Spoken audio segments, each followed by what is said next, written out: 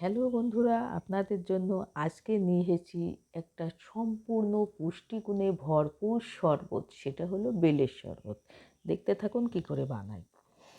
প্রথমে বেলটা ফাটিয়ে বেলের ভিতরকার শাঁসটা বীজটির সমেত একটা চামচ দিয়ে একটা গ্লাসের মধ্যে নিয়ে নিচ্ছি।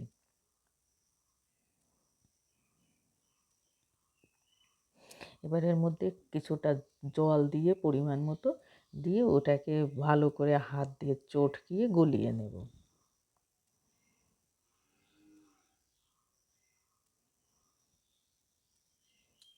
অল্প অল্প করে জল দিয়ে বেলের শাঁসটাকে গলিয়ে নেব।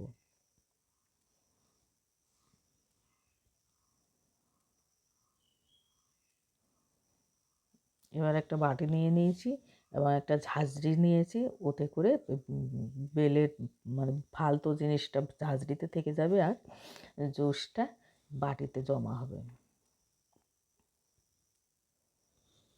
ব্যাস, বেলের শাঁসটা ছেঁকে নেওয়া হয়ে গেল।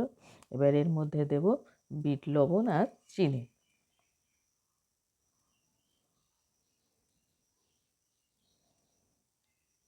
ব্যাস, এবার একটা সার্ভিং গ্লাস নিয়ে নিয়েছি, গ্লাসের মধ্যে দিয়ে দিলাম আইসক্রিম, কারণ ঠান্ডা না হলে শরবতের মজা আসে না।